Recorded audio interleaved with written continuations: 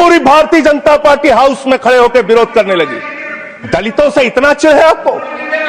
क्या दलित भारत माता के बच्चे नहीं? क्या पिछड़े भारत माता के बच्चे नहीं? क्या आदिवासी भारत माता के बच्चे नहीं? अगर दलितों, पिछड़ों, आदिवासियों की बात होगी तो आप विरोध करेंगे। वंदे मातरम का मतलब क्या है? वंदे मातरम का मतलब है मातृभूमि की वंदना। मातृभूमि की वंदना। हम मातृभूमि की वंदना करते हैं, तो आप कैसे मातृभूमि की वंदना कर रहे हैं?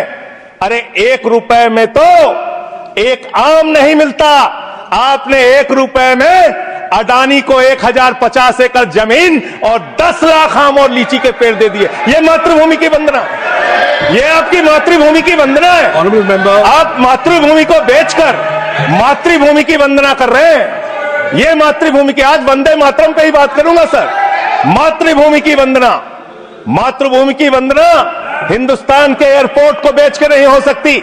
मातृभूमि की वंदना रेल को बेचकर नहीं हो सकती, सेल को बेचकर नहीं हो सकती, समुद्री तटों को बेचकर नहीं हो सकती, कोयला और गैस को बेचकर नहीं हो सकती, हिंदुस्तान की जमीनों को बेचकर नहीं हो सकती। तुम लोग मातृभूमि को बेचने वाले लोग हो, तुम मातृभूमि की वंदना करने वाले लोग नहीं हो। लेकिन मैं आपके माध्यम से इस सरकार से पूछना चाहता हूं, आपके पुरखे इस वक्त क्या कर रहे थे जब शहीद आजम भगत सिंह वंदे मातरम लगा रहे थे, शहीद सुखदेव वंदे मातरम लगा रहे थे, शहीद राजगुरु वंदे मातरम का नारा लगा रहे थे, शहीद खुदीराम बोस वंदे मातरम का नारा लगा रहे थे? उस वक्त आप क्या कर रहे थे?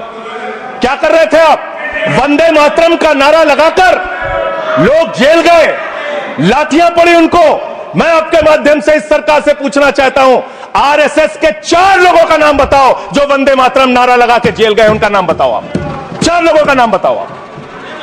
अपने 4 पुरखों का नाम आप बताओ।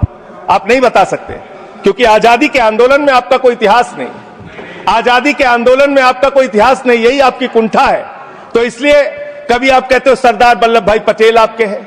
अरे भैया, सरदार वल्लभ भाई पटेल ने आरएसएस के ऊपर बैन लगाया था, यह रिकॉर्डेड हिस्ट्री है। और जब 18 महीने जेल में रखा गया आरएसएस के लोगों को राष्ट्रपिता महात्मा गांधी की हत्या के अपराध में, जब उनको छोड़ा गया, बैन हटाया गया, तो उसमें शर्त लगाई कि आप राष्ट्रीय ध्वज को मानेंगे, यानी कि आप तिरंगे झंडे को भी नहीं मानते थे। आपने 52 साल तक हिंदुस्तान का तिरंगा झंडा आरएसएस के मुख्यालय पे नहीं फहराया सर, नहीं फहराया।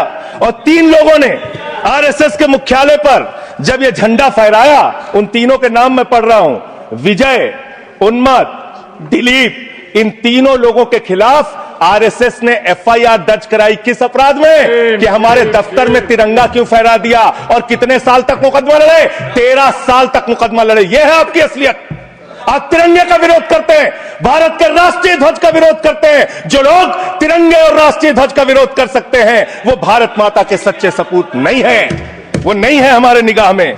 और मैं आपको बताता हूं सर, ये है 28 दिसंबर 1949 का ऑर्गेनाइजर पत्र। इसको भी रखूंगा क्योंकि आज गृह मंत्री जी और लीडर ऑफ द हाउस दोनों कह के गए रिकॉर्ड पे सारी चीजें आनी चाहिए। इसको रिकॉर्ड पे रखना चाहिए। इतिहास देश को पता चलना चाहिए, किन लोगों ने देश के साथ गद्दारी की, किन लोगों ने तिरंगे का विरोध किया, किन लोगों ने राष्ट्रगान का विरोध किया। आपको ये पढ़ के सुनाना चाहता हूं। ये ऑर्गेनाइजर है, क्या लिख रहा है? What is the moral sanction behind government's choice of Jan Gana Man, except that it can be made an item of entertainment? आप राष्ट्रगान का विरोध कर रहे हैं, आप भारत के राष्ट्रगान का विरोध कर रहे हैं। आपके मुख्य पत्र में भारत के राष्ट्रगान का विरोध लिखा गया है। इसके लिए भारत के प्रधानमंत्री को और पूरी की पूरी भारतीय जनता पार्टी को, जो अपने आप को आरएसएस को अपना आदर्श मानती है, पूरे देश से माफी मांगनी चाहिए। यह रिकॉर्ड पे लाऊंगा सर, इसको रख लीजिएगा, ये रिकॉर्ड पे रखा जाए। मान्यवर, फिर से बोल दे रहा हूं, 28 दिसंबर 1949 ऑर्गेनाइजर अखबार, जो आरएसएस का मुख्य पत्र है। जिन्ना का भी जिक्र कल दूसरे सदन में हुआ, प्रधानमंत्री जी ने जिक्र किया। जिन्ना के साथ आपके कितने गहरे और मधुर संबंध थे, क्या इस देश के लोगों को पता है? नहीं पता, मैं बताता हूं। श्यामा प्रसाद मुखर्जी जी फजलुल हक की गवर्नमेंट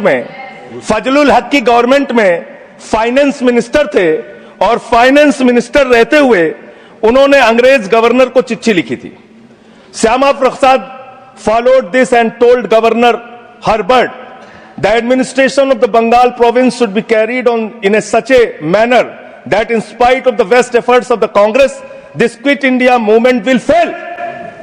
यह चिट्ठी लिखी है। आपने भारत छोड़ो आंदोलन के खिलाफ आपके नेता, जनसंघ के पहले राष्ट्रीय अध्यक्ष और तत्कालीन गवर्नमेंट में जो वित्त मंत्री थे, उन्होंने चिट्ठी लिखी अंग्रेज गवर्नर को और कहा कि भारत छोड़ो आंदोलन, जो हिंदुस्तान के क्रांतिकारियों का आंदोलन था, जो देश की आजादी का आंदोलन था, वो आंदोलन कुचल देना चाहिए, खत्म कर देना चाहिए। यह है रिकॉर्डेड हिस्ट्री आपकी। यह आपको, आपके बारे में पूरे देश को पता रहना चाहिए। अब जिन्ना, हाँ, इसको भी सभा के पटल पर रखूंगा। जिन्ना और आपके रिश्ते क्या थे? कितने मधुर रिश्ते थे। एक राज्य में सरकार नहीं बनाई मान्यवर इन्होंने। नॉर्थ वेस्ट फ्रंटियर, सिंध प्रांत और फजलुल हक की गवर्नमेंट। फजलुल हक वो शख्स है जो पाकिस्तान बनने के बाद वहां की सरकार का गृह मंत्री बना। आपके रिश्ते उन लोगों के साथ थे। यह देश को पता होना चाहिए। इसलिए आप किसी को भी देशभक्ति का प्रमाण पत्र बांटने का काम मत कीजिए। आप वंदे मातरम लगाने का काम कर रहे हैं और देश की सुरक्षा के साथ खिलवाड़ कर रहे हैं। आप भारत की सेना को 4 साल के अग्निवीर पे लेके आ गए, जो हिंदुस्तान की सीमा की सुरक्षा करने वाले हैं, जो वंदे मातरम का नारा लगाते हैं हमारे जवान, हमारे सैनिक, जो -50 डिग्री टेम्परेचर में सियाचिन में और +50 डिग्री टेम्परेचर में जैसलमेर में भारत की सीमाओं की रक्षा करते हैं, इस मातृभूमि की रक्षा करते हैं। उनके पीठ में छुरा मारने का काम आपने किया। उनकी नौकरी 4 साल की कर दी अग्निवीर की। आपको मातृभूमि से प्यार है। आप देशभक्ति की बात करेंगे। आप देशभक्ति की बात कर रहे हैं। अरे मैंने साइकिल चोर सुना था, लॉकेट चोर सुना था, स्कूटर चोर सुना था, मैंने सुना था तमाम तरह के चोर होते हैं। आप लोग तो वोट चोर निकल गए हिंदुस्तान के अंदर। वोट चोर, 3 करोड़ वोट उत्तर प्रदेश में 3 करोड़ वोट की चोरी करने जा रहे हैं। कल की मीटिंग में पता चला 17.5% वोट उत्तर प्रदेश में काटे जाएंगे। आप ये कर रहे हैं। ऐसे लोकतंत्र को मजबूत करेंगे? ऐसे आप मातृभूमि की सेवा करेंगे? ऐसे आप मातृभूमि की वंदना करेंगे? मान्यवर, मैं आप लोगों से सिर्फ इतना कहना चाहता हूं मान्यवर, आपके माध्यम से, कि हमने फिल्मों में सीन देखी है, डाकू लोग आते हैं, जय भवानी जय भवानी जय भवानी कह के, और वो गांव का गांव लूट के चले जाते हैं। जय भवानी कह के गांव का गांव लूट के चले जाते हैं। हम इस देश के अंदर किसी भी सरकार को वंदे मातरम और भारत माता की जय लगाकर देश को लूटने की इजाजत नहीं देंगे। वंदे मातरम लगाएंगे, भारत माता की जय लगाएंगे, जय हिंद भी कहेंगे, राष्ट्रगान भी कहेंगे, वंदे मातरम भी गाएंगे, लेकिन देश के साथ गद्दारी और धोखेबाजी नहीं करने देंगे। आपको नहीं करने देंगे। ये देशभक्ति के नारे हैं। ये देशभक्ति के नारे हैं। आप बेरोजगारी पे बात नहीं करना चाहते, महंगाई पे बात नहीं करना चाहते, दलितों का मंदिर में प्रवेश वर्जित है, कहीं उनको रोका जा रहा है, उस पर बात नहीं करना चाहते, पिछड़ों का शोषण हो रहा है, उस पर बात नहीं करना चाहते। आपने मातृभूमि की सेवा यह की है कि आज हिंदुस्तान के ऊपर 200 लाख करोड़ रुपए का कर्जा है। 200 लाख करोड़ रुपए का कर्जा आपने हिंदुस्तान को आज इस स्तर पे पहुंचाने का काम किया है। और दूसरी बात मैं पूछना चाहता हूं आपके माध्यम से मान्यवर, इस देश में मजदूर भी हैं, किसान भी हैं, आदिवासी भी हैं, दलित भी है, पिछड़े भी है, सवर्ण भी है, सब में अनपढ़ है, सब में भारी संख्या है जो पढ़े लिखे नहीं है, जिनको संस्कृत का ज्ञान नहीं है, जो नहीं पढ़ सकते वंदे मातरम।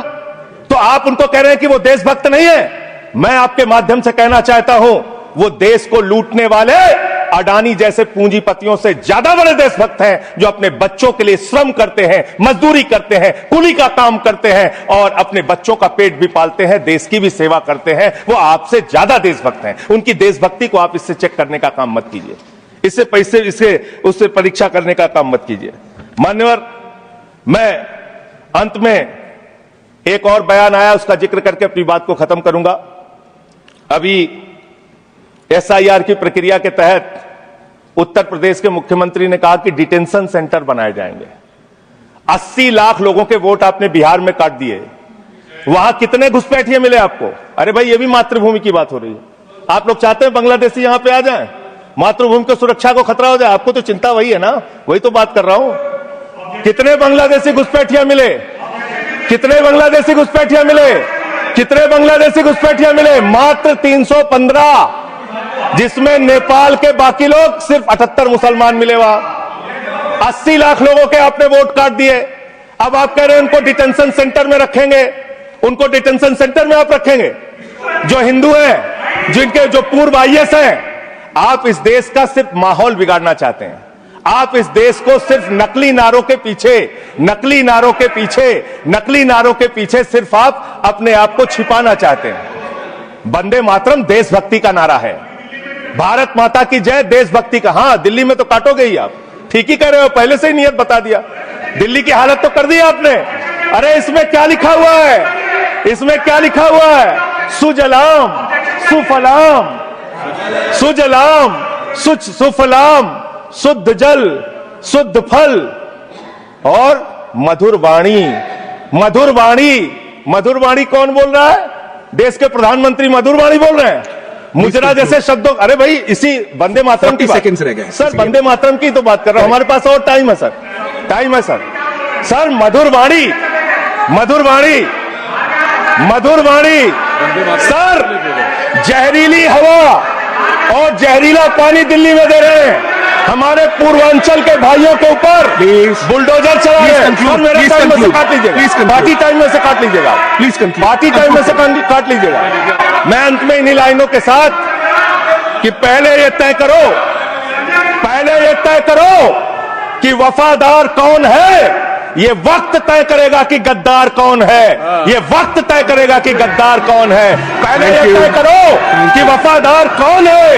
ये वक्त तय करेगा कि गद्दार कौन है। वंदे वंदे वंदे वंदे वंदे